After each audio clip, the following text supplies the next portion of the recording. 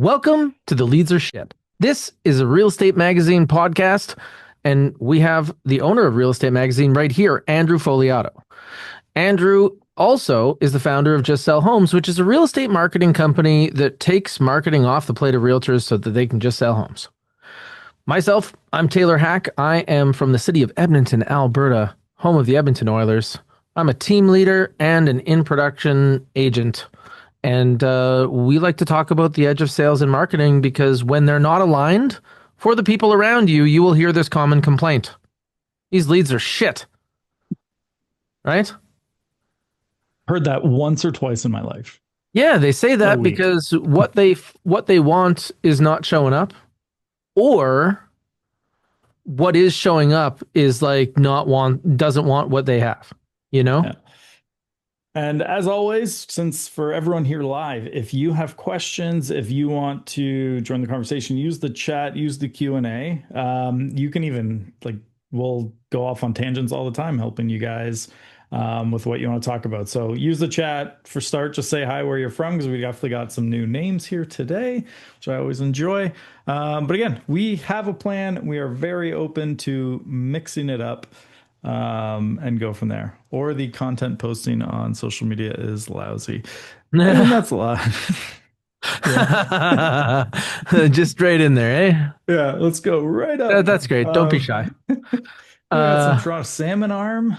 Nice. Okay, Carmela from Toronto. We got Colby Rempel. He's out of Salmon Arm. Salmon Arm is lovely. Your family should go houseboating there. It is the Shuswaps, which is the heart of the Okanagan, prime BC, everything you want it to be. And then Lori Roberts from Durham, Regina. Durham and Regina? Or Durham region. Not Regina. Durham is in Ontario. Different place entirely. Yes. Yeah, we've got a lot of people. We got Aaron, we got Rena, Lakeshore. All right. Nico, Tyler from Windsor. Yeah. Let's go. Big group. All right. So you could be here too in this live audience if you join this Zoom, and then we interact with you folks. So we definitely want to see you. We love everybody who's stepping up here and saying where they are, because real estate is a contact sport. And on top of that, we also just appreciate the support. Some of these people are catching this on YouTube. We're going to be bringing it to podcast where you're going to be having it in your car. There's going to be some great things that come going forward, but this is basically funded by you with your attention. So we appreciate it. Yeah, we got Lisa from Niagara, Chuck from Nelson, Holly from Bruce County. We got a lot of people. So recap. Last week, kick off? We started talking about the calendar. Like, we're in Q1 here. Obviously, we want to warm things up for when most people take action, or find the people that are going to take action now. And that's the big thing is you actually want to call to the people that are going to be interacting with real estate further away, so you get more people. And the people that want to act now are going to reveal themselves. But so many people are just asking who's going to work with me right now. And that's like a you question. That has nothing to do with the market. That's why the market doesn't answer. No. So we were going through how do you do different types of marketing and getting into sales. But we started with the marketing, and we were saying that outreach marketing. So how is your company, how are you as a real estate agent talking to the people that you don't know? That's what we mean by outreach as opposed to nurture. And how are you giving them an opportunity to interact with you even before they're ready for real estate? Or that kind of shows that intention for real estate. If you're like a top agent, you want people that are going to sign something in 30 days and you can pay for that.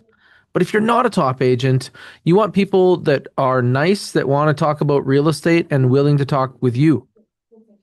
Yeah, the 5-star leads. Yeah. So the way that I'm doing that is to invite them to be on my insider letter. And that's because people are interested in properties that are not yet on the market. And I know a lot of people here are new. So you want to give like the 60-second what the insider letter is? Yeah. So there's different rules with when you can talk about property that's not yet on the market. And what we did is we read those rules and found that there's ways to talk to people before you can talk to the public entirely. And email can be that way, but there are ways that you have to make that delivered in order to be compliant with your rules. Check that stuff. But the idea is to run right at the edge, to be something that if you figure out a way where other people don't see it, then you're like an exclusive source of information, and exclusive information is valuable. And information that the public's going to want to know, if you can get that before they know, man, the newer the information, also more valuable. So we're Yeah. trying to make a deal with the public because I don't like the whole like we're moving away from forced registration on like as the primary way that we're talking to the public. We still use it, but in doses. And we want to make good microtransactions. So I'm saying I have high value information and I consider your contact information high value information. Let's make a deal. And Yeah. we might say something to someone else and it says like, we realize that you are high value, but we have a property that's so new that you should do this. Yeah, and it's key. Like what I always think about, and I actually got this from when I was selling Craig Proctor because I went to one of his seminars, and it spurred a lot of ideas from that. But the idea is, if you're doing some form of forced registration, whether it's listings, gated content, any of that, how can you position it so that when the person and you call them about it says thank you instead of F you, right? Like that's Ooh, that's a good one. because a lot of the times it's just like, hey, we all know the price is behind this. You can probably go find it on another site, but I'm going to make that hard. Just give me your contact information. So then you get the F at fus.com leads, all that stuff. But like, Hmm. can you switch that to how could you set that up so that when you call them about and follow up on it, they're actually saying thank you for what you gave them. So like with listings, and we've talked, it's like the listing update program where it's like, okay, can you register for updates about a property? Like in the coming soon, that's the easiest one. It's, hey, we got like a ad that can work. It's like, hey, we got the photographer coming out.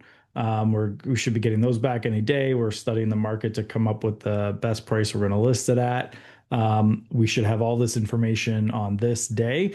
If you want to be the first to get it, register for updates below. Because now you're getting people, again, they're going to say thank you for that. Because like now there's a reason it's gated, is that it just doesn't exist yet in a format for them to get. Right. Hmm. And so it's okay. That's easy. And like you can do that especially if you can do like that, if you can do that as like a video with like the photographer behind you taking photos in the house. You're like, we got this going on right now.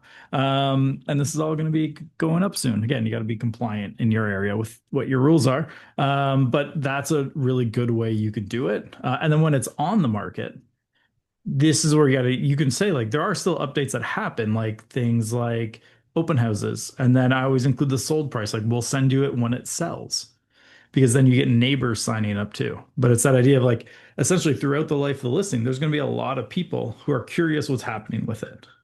Hmm. You need to choose on your end how much information you want to update them on. Like there are some agents who might send updates out when an offer is received or an offer goes conditional. Others might not want to do that. And that's like a personal choice kind of strategy for each agent. But instead of gating the information that way, it's registering for updates on it. And that's how they'll say thank you to you when they're opted in on a listing. So it's just a spin on the same idea of forced registration, but with a more of a reason.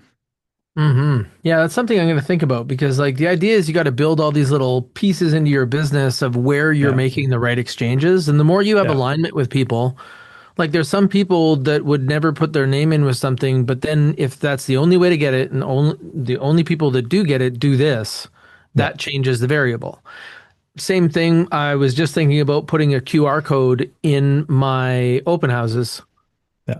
that basically says, "Do you want updates for people to self-register?" Yeah. And if you have a sign-in sheet, that's a good place to put it as well. But the key, if you're doing it with a sign-in sheet, is that don't ask for their contact information before you ask if they want the updates. Because if you ask contact first, they might put in fake stuff, and then they're like, now they have to go back and correct it. So you Yeah. say like, "Hey, what's your name?" Or you don't ask name. Be like, "Thanks for signing in." Before you sign in, would you like us to send you details about like this property, including the sold price when it sells? And yes, then you say, "Okay, great. Where can we send that information?" And then it's just a natural. Here's how you fill it out because we need this to be able to send it somewhere. And again, super simple way to get them. But if you get asked that at the end, you might have fake information. They got to go back. Mm. Yeah. So Easy. I always think about different things because, like those sign-in sheets, if you were doing that where I am, you'd be the only one. Good. So that is going to be like a trigger right out of the gate.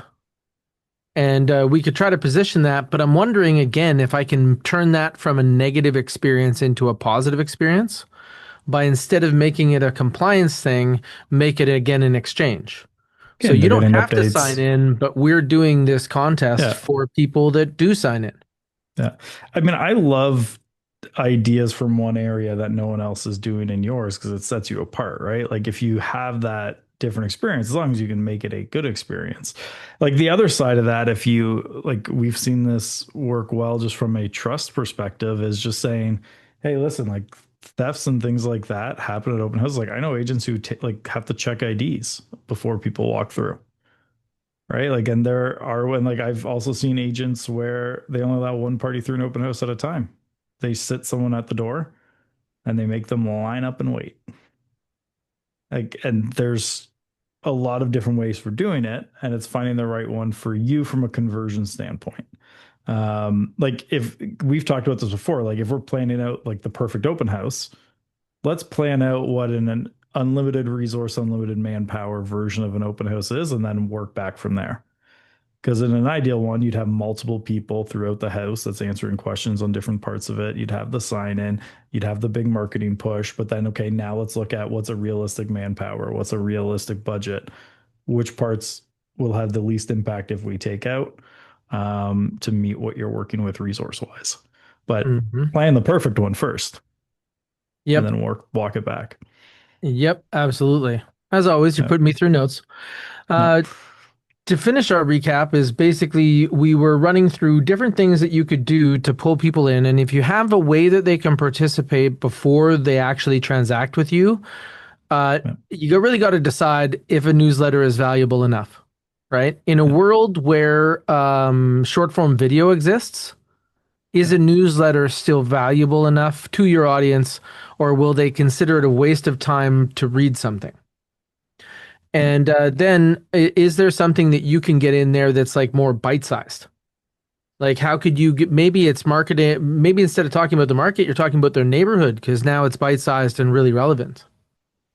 So the way that I look at that is if I like even if I had to pick between the two, I would go email always because you can like the big thing when you look at like an email or a newsletter, and we're more talking here in email than snail mail, but you could do snail mail newsletters as well, and there's value to that. But email you control when they get it. Mm-hmm. With Instagram or any of the other platforms like that, the algorithm is deciding if and when people see it. Mm-hmm. So you have way more control with email and it's direct into their inbox.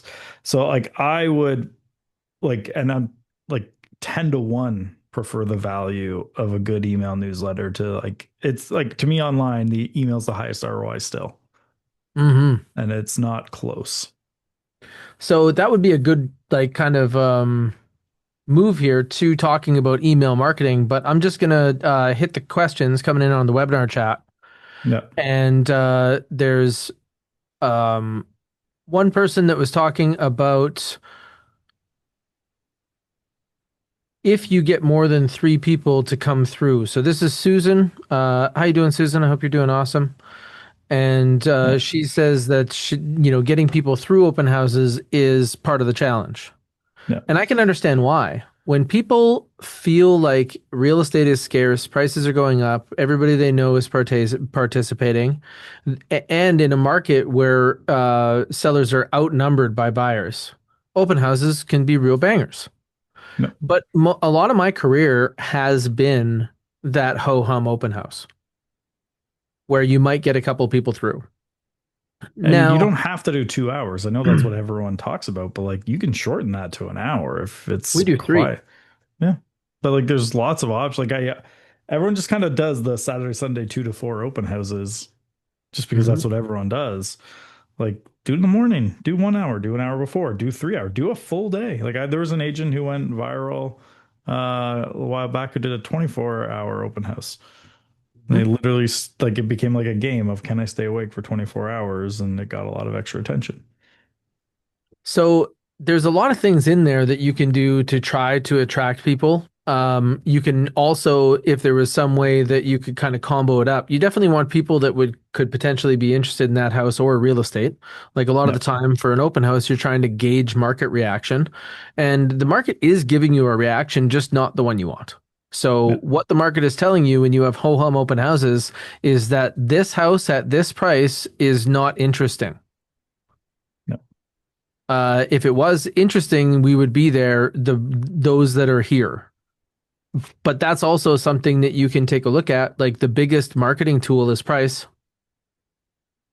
Talk to your clients about possibly using price as a marketing tool only for opening weekend. Explain to them that they're not going to be obligated to do this and that we can gather more information faster. And if we price it, and you can choose if you want to do like what is it, the light version, the full version, and the pro version. yep. Oh, it's always some way to market it.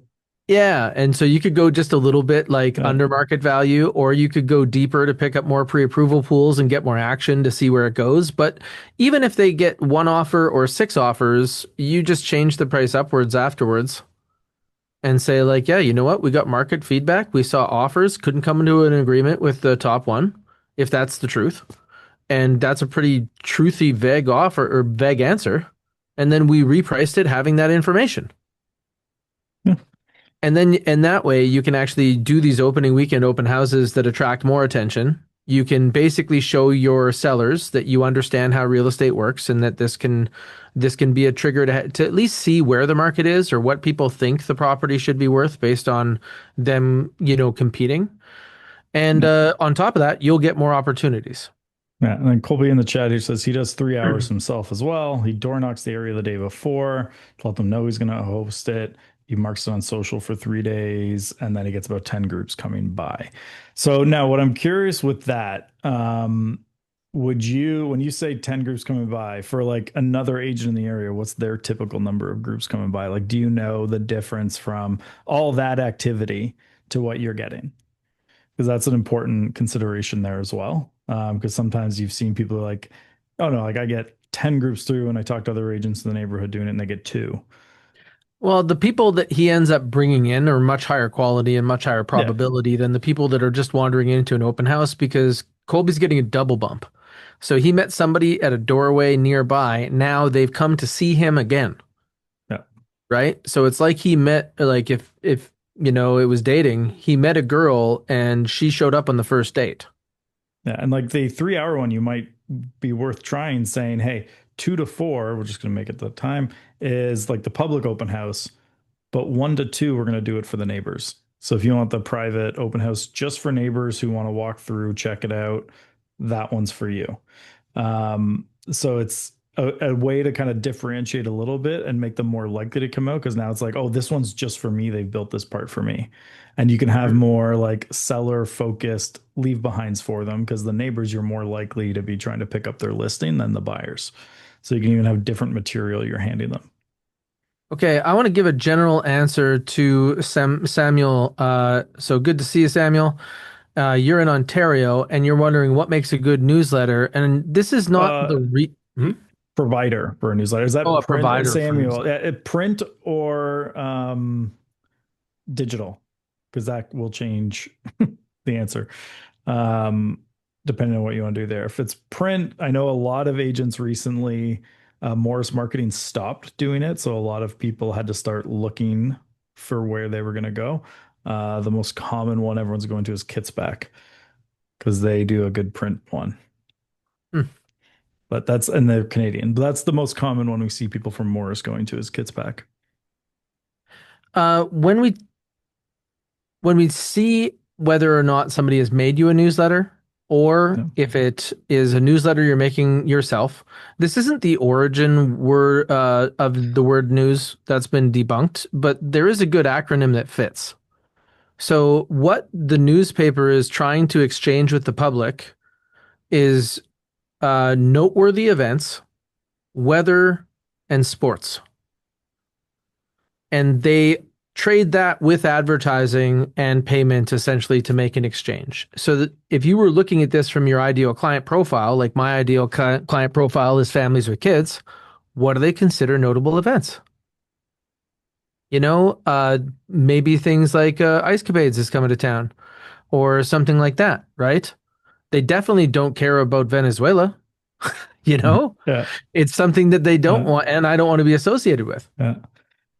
Then on the other side is what kind of sports do they care about? Normally, sports they can partake in are things that kids like to watch, you know?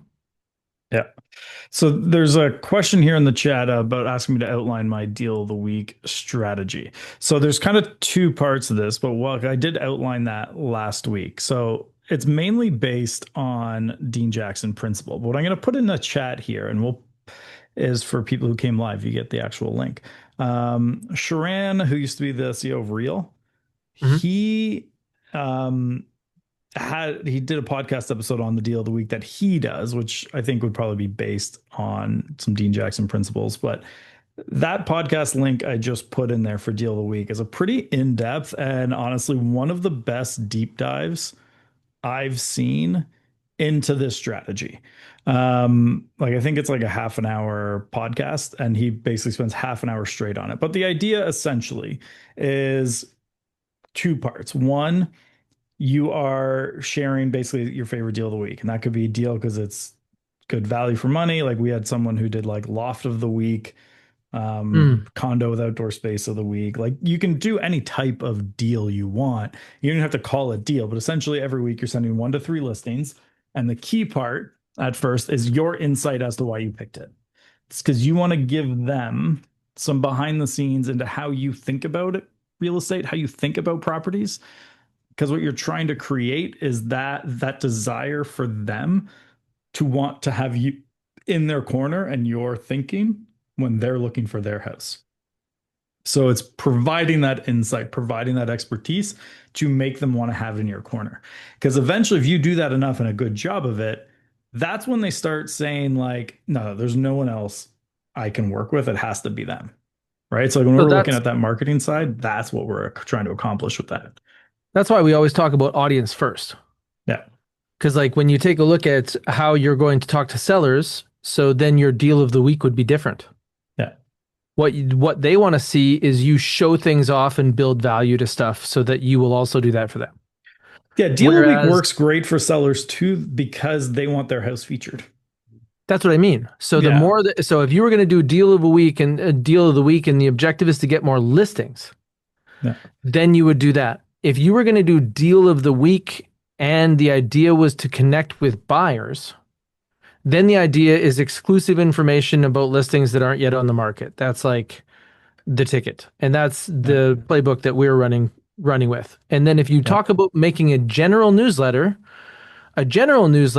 is most of the time it's only a couple of things that kind of made you look so that yeah, you can get your face and I'm in real estate in front of somebody on the way to the recycle.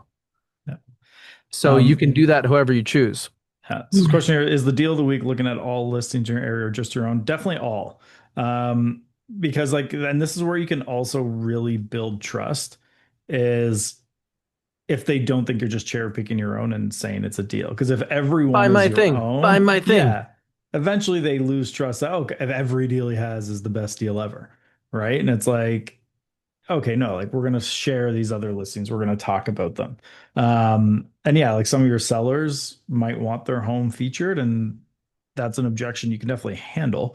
And like it's a relatively easy one. Be like, no, like we do this, and sometimes do other properties in there because they'll reach out about that one, which might be similar, and I can direct them over to you. And our other marketing efforts directing them direct, but this opens up the pool of people we can direct to your home. So that's how we typically talk with them about why we're advertising properties that aren't there sometimes. Is we're Hmm. just trying to expand the pool of buyers that we can eventually direct to theirs. Because like, and we know this, like you, if you look at the stats, like I think I was talking to an agent who he tracked it, and I can't remember the exact numbers, but it was something like of all the leads that reached out on a specific property, he never in a single year went over 10% actually bought that property. Hmm. but he often would convert them over to other properties. So if we can get them in on one, it opens up the ability to sell all these other ones.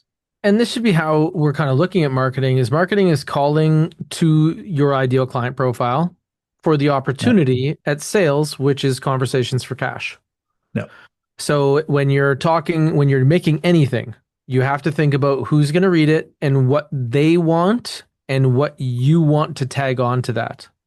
No. So think about the most annoying things that people ask you for, even the ones you can't deliver, right? Like, where am I going to find properties that are 10% under market? No. Or where are the special deals? Or I heard about somebody getting something like that. So, special deals or exclusive information is what they're telling you that they want, but then the things that they tell you they actually want are uninformed. But get the vibe that they're after, right? Or find a way to fit into their life. Like if it's families with kids, they're looking for stuff to do with their kids on the cheap. That's like their primary thing. And they're also have a lot of momentum. They're everywhere all the time.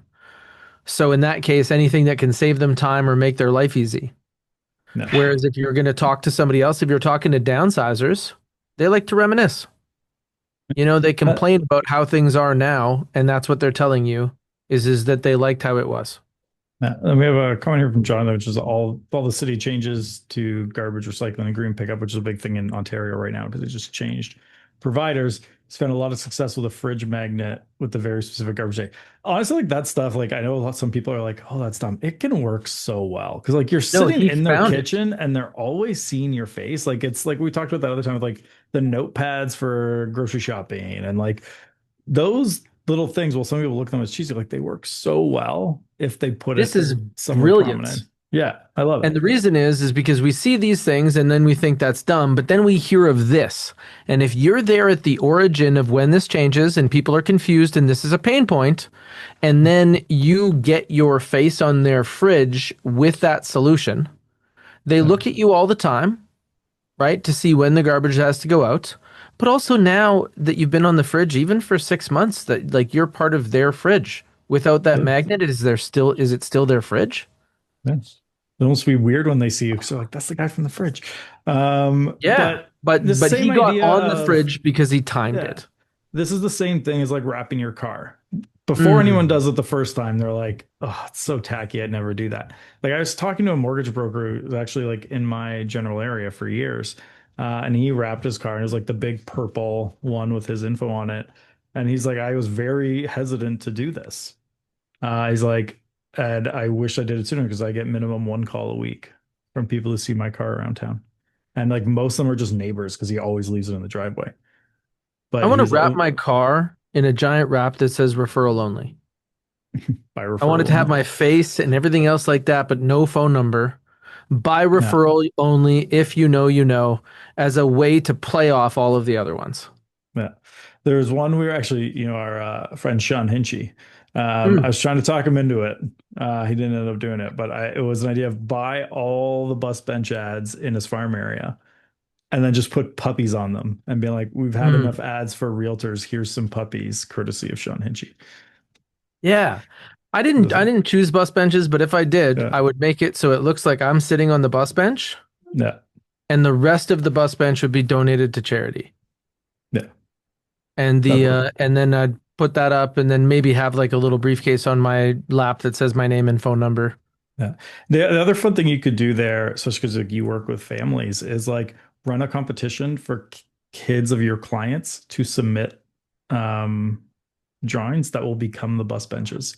And That then would be cool. you take the kids design, you put it on a bus bench. Hmm. Love Like it. your clients would love that. That kid would love it. They're gonna share it all over social. It's gonna be such like a easy Mhm. win from an attention standpoint. So there's lots of cool stuff you can do that way. But it's just finding those like opportunities where you can kind of make people want to see it. Because like no one wants to see another bus bench ad that's your face with buying, selling, investing, leasing, call me. Right? Like that doesn't stand out. It doesn't make people be like, oh, that's awesome. But just that something interesting that makes it different. Totally agree. That's Yeah. awesome. Yeah. Um, Now when we're kind of moving through who we're talking to, where or what we're saying to who right now, that's where a lot of people can have some challenges. Because you look at your business, and if your business is new, then you're mainly like outreach. So you're going to be like, what do I talk to learn about the people that will talk to me about real estate, right? Yeah. Then when you get into getting into email marketing, we were talking about property being very important to people. So that insiders list being an outreach approach to our email marketing. But then we also have a database, and as our database grows, it becomes big enough to start to have sections. In the beginning, you just have like your database, right? Yeah. Or if you section it, the sections will be really small. Um, but when I take a look at my database, I look at who I call my recent client database. So if you've bought your house in the last 2 years, I know you might want to buy and sell, but not on the majority. And I have to talk to the biggest audience that'll hear me. If you do want to buy and sell, it's not like since I'm talking to you about being a homeowner, you're going to be offended. It's Yeah. so that's mainly what I'm doing is talking to them about being a homeowner and trying to score referrals for all of my trusted trades. So I want to bring them the plumbers. I want to bring them the painters. There's ways to do this that fit compliance, but the idea would be is those people remember that you supported your business, their business. And if this is your slow time of year, make money for everyone around you. It's a Your list, how many huge people are on it? success plan. Oh, Your vendor 20, list. maybe 25. So you have 2 years worth of monthly webinars you can invite all your clients to ask experts questions related to their house. Totally. And that's a very easy win for you of like, hey, I'm going to be on Zoom with John the painter this week. If you have questions for a painter, we're going to talk about things you need to think about when painting your home. And then if you want to have your own questions asked, just come on and we'll have an opportunity to ask him questions as well. It's a win for him because he meets your database. You both get content out of it. Super easy one to do. Your primary strategic alliances are the people that are involved in real estate transactions, like mortgage people and lawyers. However, a lot of them do not have the potential to refer to you. Like a mortgage broker Yeah. that gets business from you and other realtors does not normally have a lot of business to refer to you unless you're tapping their own sphere or they have And another way of marketing. the problem with that However, group, your database doesn't need them as like they need them at the same time they need you typically. Some exceptions to that. yeah, but my point is that when you're choosing these vendors to go through the ones that actually bring you sphere first. So I love the Yeah. idea of the painter because a lot of people know that they're going to paint their place before they sell. Yeah. Sometimes they call them first, sometimes they call you first, but there's a synergy there. Yeah. And not all of their clients are from other realtors unless you choose the wrong painter. Don't choose that one. Yeah. And then you're going to tap into this other sphere, and that person is going to become a hub for you, right? Whereas if you were doing the same thing with the mortgage broker, you'd have a much lower probability. So start with that like second or third ripple out first. Yeah. And I talk about this kind of, we call it like VIP program, like have that option for them to come on and ask those. Like, again, you can do the accountants at tax time, architects, painters, the deck guy when you're going into summer, all these different vendors or hot tub people, right? Like pool people, bring them all in and have the opportunity to ask those questions. And you get such good content. And then, yeah, like the painter one's a good one. I would look strategically for the first few at who are the other potential people that they might call before me. Uh, Painters, can we pay a referral fee in Ontario? I don't think so, but what if a closing gift to your client was you painted their new house Mm-hmm. and then you paid for part of the painter to paint as a closing gift? So it's actually going to your client, but the painter gets the business. Like there's a similar one. I looked at somewhere, it wasn't Ontario. So we'd have to, I can't remember which jurisdiction, but it was like a gym and it was a higher end gym that was very expensive. And this realtor went to it a lot. So they made a deal like email your membership and say, if anyone's selling that, I'll pay for a year of their gym membership. Hmm. Now they got instant retention on all their members and he got a deal out of it. The gym got the guaranteed revenue, super kind of win-win for everybody. And like in the Yeah. grand scheme of things, it wasn't that expensive. And you can also do things like multiple levels. So let's say that down the street from the gym is a smoothie place. Yeah. Those can go together. Lots of people like smoothies after the gym, right? And then you Yeah. can get in the flow and you could go and make a deal with the smoothie place to pay for some type of Yeah. discount Yeah. to start a relationship with them. And then you could go and give those to the guy who owns the gym and end up with your business cards on both desks and like a little loop you can do to talk to people that are like hubs. Those people that don't have regular 9 to 5 that have a higher frequency of talking to multitude of people, especially if they have authority in their sphere. Those are the Yeah. most powerful referrers out there. I think it was like a year ago we talked about it. I still love the idea. Go find the local pizza change with and I pay for still their got it on pizza my list. boxes. Yeah, Such a good yeah. idea. Haven't Yeah. haven't got there in my all the other Yeah. stuff I have to do Yeah. first, We but had I a love few it. things for you to do. But Yes, I yes. But love, talking about those yeah. things that we're going to do is getting through the email plan is basically what we're working on right now Yeah. so that we segment our database and we're going to talk to the group that's our recent client database about any projects. Yeah. And then we're going to ask this like kind of modified 9 word email question to the rest about how Yeah. should we treat you this year. If Yeah. you're a home buyer or a seller, we want to get in the game. And if you're not, we want to make sure that you don't feel like a mark. We value your relationship Yeah. and we're going to treat you accordingly. So we have a quick question I'll answer quickly from Jonathan, the pizza idea. It's really quick. So basically find the local, ideally independent pizza delivery places and allow them to do like generic white boxes. Offer to buy the boxes, but you get to put your branding on it. So basically they're delivering into homes in your area an ad from you. Anyways, back to the email. Mhm. So then as we go down a little bit further, we get into the point where we're doing those conversations for money. Yeah. So I think we actually got a question. Do you have a question that you have on paper, Andrew? And not in front. Oh, yes. Yeah. Oh, the email I This got? was, oh, was it an email? I didn't know what you were looking Yes. at. It was in your hand. Was it, Yeah, but yeah, it, it was one email. It's okay. So actually, and we I had think somebody I who was saw coming that in who she's had a here question about live. this. Lisa Taylor, are you still here? She was here at one point. Yeah, I think Okay. she is. So yeah, So Lisa Taylor had she, emailed so us. Where's she from? She is here.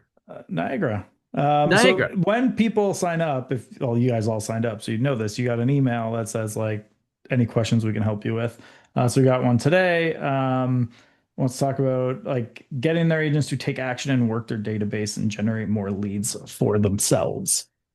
Mhm. So yeah, that was the one we got today that came in today. So it's top of mind. Or I saw it today. It So might have come in yesterday. So some of the things is that over time, if anything doesn't work, you're going to stop doing it. Like that's what Yeah. we joke about with the name of our show is because agents that do not have good strategies for their marketing and do not have good tactics for their sales will say the leads are shit.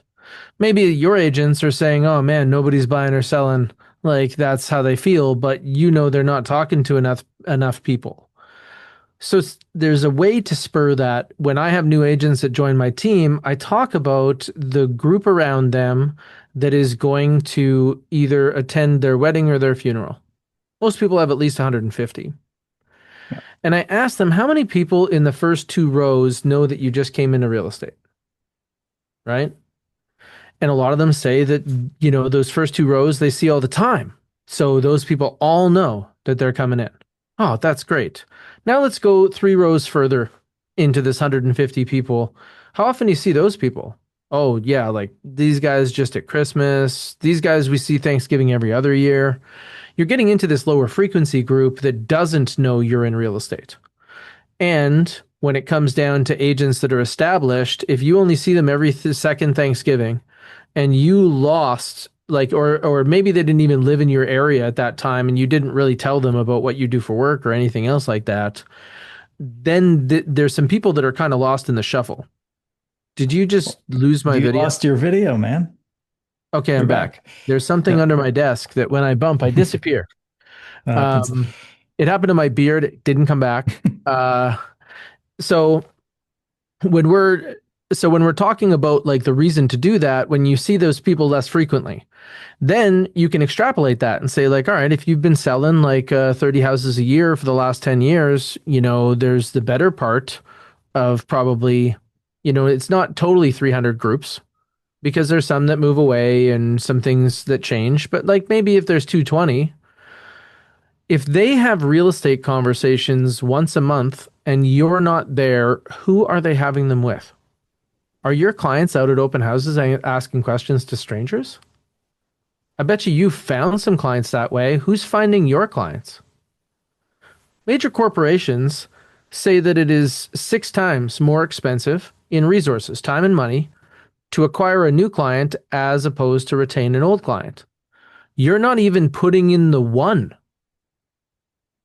and you're taking like all these other people that are buying and selling in the marketplace are 6 times more effort from you. You have to go and host that open house and buy refreshments and pay for the marketing on that. That's the intake cost to this group. Meanwhile, you are not picking up the phone for free to talk to people that already know and like you to help time for the when they will trust you. What's wrong with your business? So explaining it to them and saying like you're stepping over dollars to pick up dimes. These people are having real estate conversations. They're not paused. You are there or not. So it's whose job is it to figure out why to call them? Who needs to call? Who needs to have contact? You do. So therefore, it's your job to come up with a reason that doesn't make you look like a fool.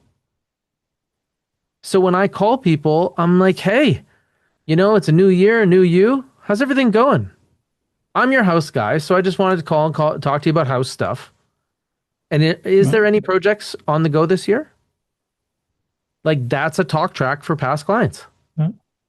I also like the saw this thought of you is like, these people, what their interests are. Really simple to do. Hey, I saw this thought of you. Like, Yeah. Or you could have a list of people and the neighborhood they look in, and then have your MLS system up on the other screen. And then you no, could pull that up and say, hey, I just noticed this property sold in your neighborhood. no. Did But the like sale price surprise you? every client in your database should have a tag with the area they live in. Because So then you we've can been like, building this out. Yeah. yeah, because and there's so many different ways you can use it of and all the buyers should have price, location, and condition that they want tagged to them as well. Because anytime a home that matches some of those comes up, you can alert them all in one shot. But it's that really easy, like, oh, a listing just came up in this area. Do you want me to send you the sold price when it sells? If you want to do a walkthrough, I can schedule something. You could do it as like, do you have any friends that have been talking about coming to the neighborhood? I can hook them up. There's so many different approaches you can do, but because it's in their area, you become their guy, right? It's like, oh no, I got a guy who's going to give you the answer on that. Don't worry. And Mm-hmm. you can kind of keep sending those out. And I love having that ability. Like, and if you have a new listing coming up, it's a really easy one just to send them ahead of time, being like, I got this. Or if you have a buyer looking in the neighborhood, like say I had a buyer in your neighborhood, Taylor, nothing on the market, they were buying. I would just send you an email or pick up the phone. Just be like, Taylor, I got a client of mine. They're looking for a 4-bedroom home in your neighborhood. Any chance you've heard of a neighbor planning a move? Because none of those homes on the market are they happy with right now. Because you're not asking them about selling. You're asking if they've heard of anyone. Mm-hmm. Really easy way. And then if, they might, like the odds are they're not going to have anyone, but at least now you got the conversation going, easy intro. And then you get into the general catch up and learn about their house, their life for the last 5 minutes and update them. I remember talking to an agent that was about to leave the industry at a Richard Robbins event, Yeah. and he was saying that, I think I'm going to go back to car sales. And he's like, the biggest thing is I've been in real estate for 15 years and I never called my past clients, and now I'm terrified of calling them. Yeah. And I'm like, That's oh, common. that's an interesting problem to solve. And we started talking through it, and I heard a little bit of his perspective on it. And I was like, you're talking to me really well. And I have a question for you. Who knew you were supposed to call? Like, are all these people pissed because you were supposed to call and they went to real estate events and learned what realtors are supposed to do, and you're letting them down? None of them expected you to ever call them. Yeah. And now you can do a whole bunch of, man, I just thought of you the other day. Have you done anything to your house? How's things going? Yeah. What have you been up to? And 2 years later, that guy was having the best real estate experience of his life. And I don't think it was from that one conversation, but I do think it was from many conversations that led to that perspective change. No. And so it was cool to see. Yeah, like that one I hear so many times, like it's just been so long. Like they're not sitting with bated breath by the phone waiting for you to call. Like there is no one who's just like, oh, another day, Taylor hasn't called me. Like that doesn't Mhm. happen. Don't worry about it. So you should just get on there with like a script from the 1990s.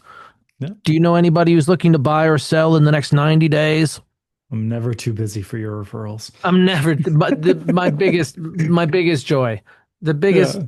yeah. If you want to give me things, Yeah. referrals is what to give me. Yeah. I'm not going to tell you how to give them, just that you should give them to me. See, we joke about that because these canned type of things, like there's better ways to put it across. You know, your friends Yeah. might be meeting an agent that they know and they like. But man, should they ever at least talk to two other ones, and I'd love to be one of them because how are they going to know if that's good, bad, or otherwise unless they've had three? No. Just get me to the table. I'll beat them.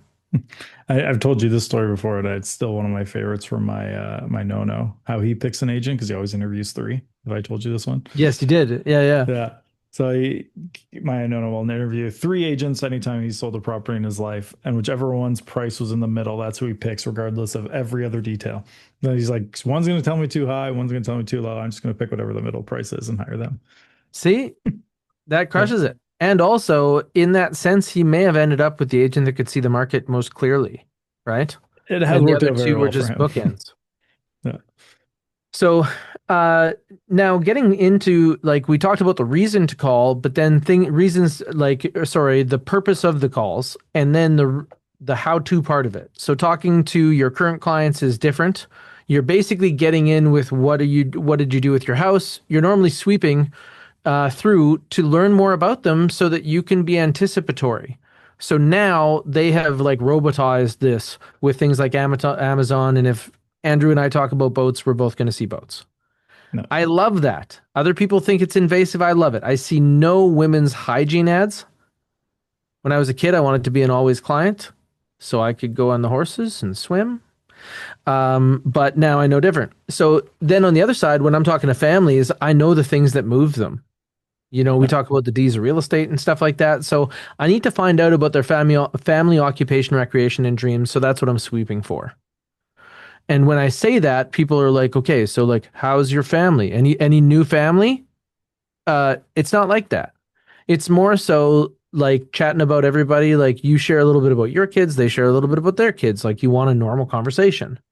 And then asking about like their like how's work going and telling them how work went from your perspective. Like, yeah, last year was an okay year.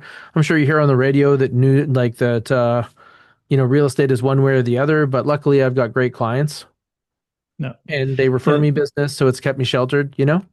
There's also some ways you can get creative with stuff like when we talked about last week, the like community newsletter where we're like sending them what's going on in the community. You can strategically put in different topics and then track which ones your ideal clients are clicking on the most, Hmm. right? Like if you're talking about what's going on this weekend and different things like that, just keep promoting like that style of content that they really want. Like I do this all the time with REM. Like we're looking at two main metrics for like an article. Like, yes, we want to see how many clicks it gets. We also want time on page. Because Well, let's go back and forth on this. Like, call yeah, 50 clients and talk to them, and then you'll have your newsletter. yeah. What do they Hey, care can you about? tell me which recipe in your house is a banger with the kids? Yeah, Like, hey, I'm doing some research for my newsletter. Can you tell me which recipe that you make that your kids don't go, oh, this? And yeah, that's going to be the recipe for your newsletter, right? And then the other one that you can do is talking about where they've been. What's the best event that you went to this winter? And now next year you better be able to announce that when the tickets go up, right? Maybe you buy tickets and do a raffle, but do your intel and then bring it out and then go next level with Andrew and say now use that to reflect now that you've got it in motion. But for so many people, they're like, yeah, I just need a canned newsletter so I can say I have a newsletter. you Ew. know, it's a great way, as just like a little way to get good content that they'll also share. When you Hmm. call them, be like, hey, I'm doing a mini series in our area about like the best hidden gem restaurants in town. Which ones are your favorite? And then go Ooh, try hidden them. gems. Yeah. Ooh, And then this is tag so them, good. say their name in it. It's like in the email, in the Hmm. social post, be like, my client Taylor Hack was telling me that this is one of his favorite hidden gems. So I tried it. Here's what I think. It's amazing. Um, Obviously, you're not going to post that video if it's like, yeah, I tried it. It was terrible. Yeah. Thanks for Fuck nothing. this shit. No. But like, go out and then actually like show that you took their recommendation and that you liked it. Because like that is the second part of that is like a lot of people give people recommendations. They love to hear that they went and it was good and like it earned the reputation you gave it. Hmm. Right. So like take that step further and call me like, yeah, what are the one you're doing? But great, I tried that. It was amazing. Thank you. And like that is such an easy way to build it and build that reciprocity with them. And that can be a follow-up phone call, could be a text message, could be an email, could be tagging on social. Again, depending on your kind of marketing strategy. But I love doing things like that where it's just like, or like whatever their hobbies are, be like, what's your favorite thing like this in the area? And then go try it. Hmm. Hey, did you try anything new this year? What did you try new that was awesome? Yeah. Right? Hmm. Any big Like changes this year? Did you change anything? Like how did that yeah, go? You know, yeah. because sometimes you know a whole bunch of people that are looking to make a change. There's a bunch of people that are looking to learn how to cook better. You know, they don't like these ho-hum responses from their family. There's a lot of Yep. people that are, no, just so you know, don't apply that to me. My wife is incredible. I would choose her cooking over Yeah. restaurants. So But, there's a an interesting social strategy here that you can do with community groups.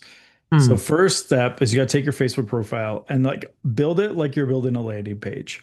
So if someone were to look at it, it's very obvious who you are, what you do, the area you work in, and there's a clear next step call to action. hmm. Then go engage like hell in these groups because people are going to go and be like, who's this guy? And they're going to go to Oh your yeah, getting profile, into those neighborhood right? groups. But like one that I did when I was selling, which did really well for me on a post, is like my profile is very clear that I was an agent. But on the group post, I'd be like, hey, I have some clients who are new to town. They just bought and their 10-year anniversary is coming up. They're not as familiar with the area. What are the best recommendations for a couple on their 10-year anniversary in Oh, town? so inquire on behalf of clients. Yeah, just feel like they're new. Here's why. Um, Here's what they're looking for. But like you're adding in at the part of that of like these are clients of mine. So it's like it's already saying you're a realtor, without being spammy about it, but you're still trying to help your clients. Um, and again, we can be like, hey, they're also looking for that hidden gem. So I'd love to hear kind of your recommendations, and then go try a few of them if you haven't already. You can find some really cool places that way too.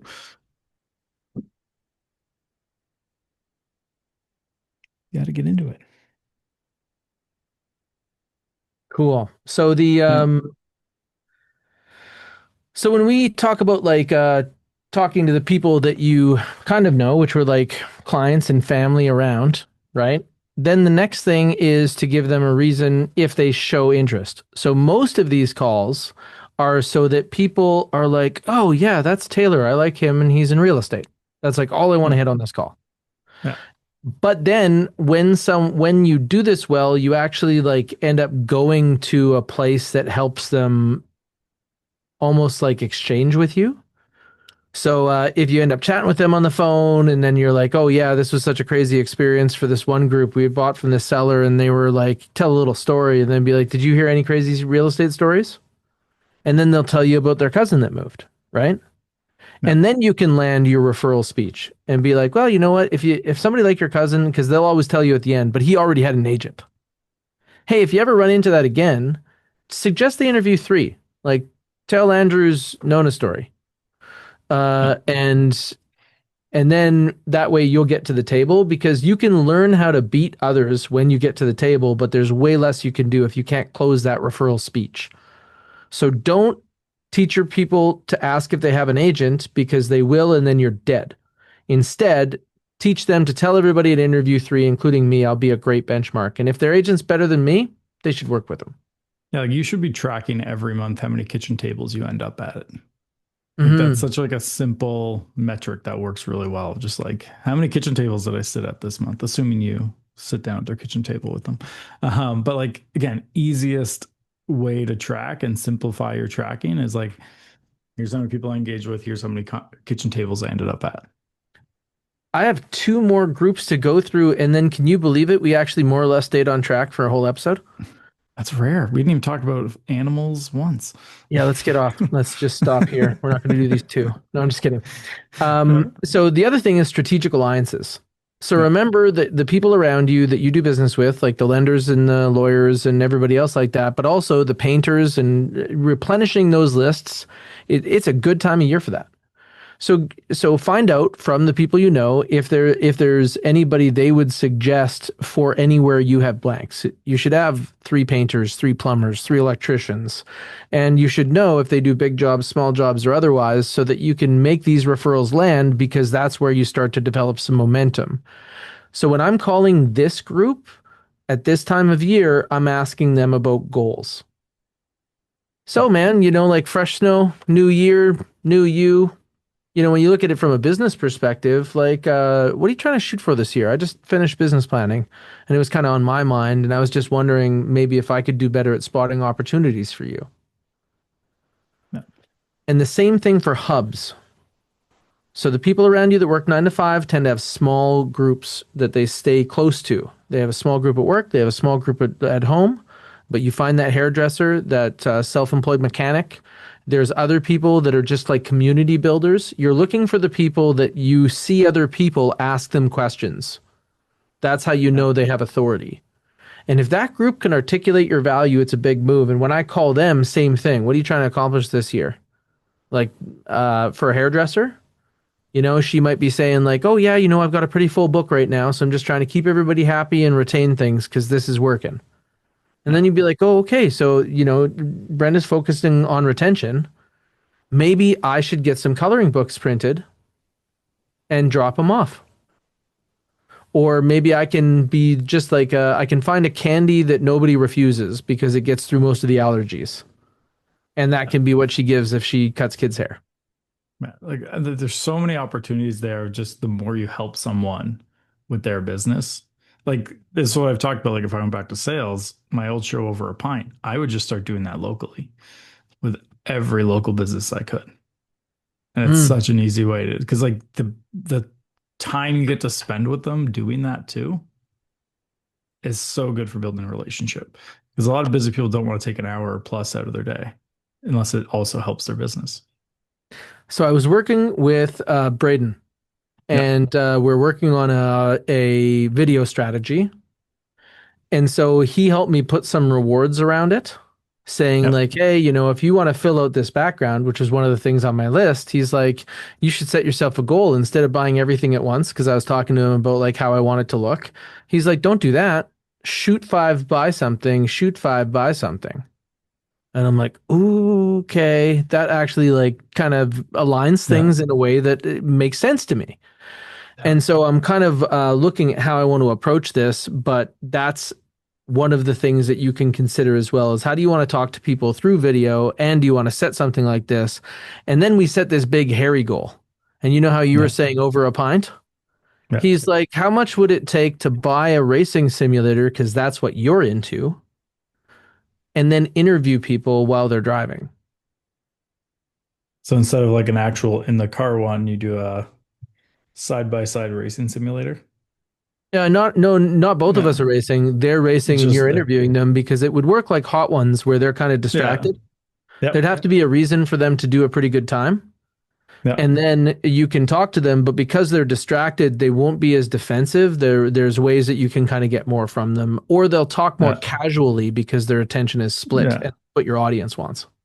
Yeah. Like you could do that with a golf simulator. You could do it. Like Hmm. there's so many But it should different. be tied to your interest. And I know that most of the Yeah. people here drive, and I love racing. And so Yeah. in my mind is what do they call it? The fastest lap in a reasonably priced car on Top Gear. Yeah. Yeah. No, there's a lot like when you start getting into that, there's so many cool things that you can just throw into it. Like if you're big into cooking, like do a little. Like there was an We're agent gonna make calling me something to together. yeah, there was an agent calling to like barbecue and hosting people. So she would do like come into the backyard and we're gonna barbecue, make some drinks together and chat while we're doing it.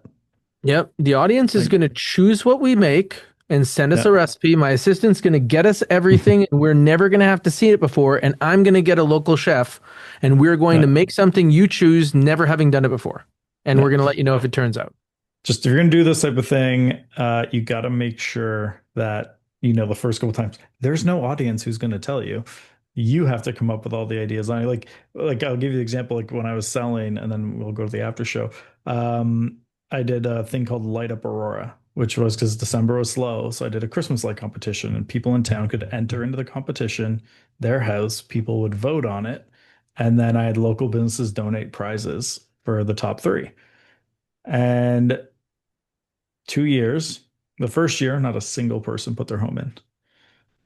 So I went and knocked, I just drove around town by myself, found houses with nice lights, knocked the door and be like, hey, do you want to enter your house? And they're like, what do I have to do? I'm like, literally nothing. I'm here. I'll take the photos. I'll register you. I'll come knock on your door if you win. Here's my card. It's going to be up on this. Like, if you want to give me your email and I'll send it to you so you can vote for your home and try and win, here's it is. And then they'd Hmm. all take that. And like, I had then the next year, half the homes re-entered, a couple more people who saw it the year before. And then again, I went out and got like another 5 to 10 myself Hmm. and got them to do it. And I got them, and then I called the local newspaper. I got them to cover it. They called me Anthony though in the newspaper, which was devastating. Randomly, I get called Anthony more often than I like. There's probably once a year where somewhere someone puts my name down as Anthony. Really? It Yeah, weirds me out maybe. because when I make phone calls, sometimes I'm like, "Hey, this is Taylor," and they're like, "David." I'm like, "How did you do that?" Where did that come from? But we are at the top of the hour. So for those who are here live, stick around. We go straight to the after show, which all that means is we turn off the recording and keep talking. Sometimes we go in very even more weird directions. Sometimes we just keep answering your questions or keep going with the show theme. But if you're here live, stick around. If you're not, if you're watching the recording, come live next time because then you can stick around for the good part of the show. I'm Andrew. He's Taylor. See you Oh, next and if week. Jonathan sticks around, we're going to be talking to him in the after show, but not you if you're on the recording. So come next Yeah. time. See you next week, unless you're here Cheers. live.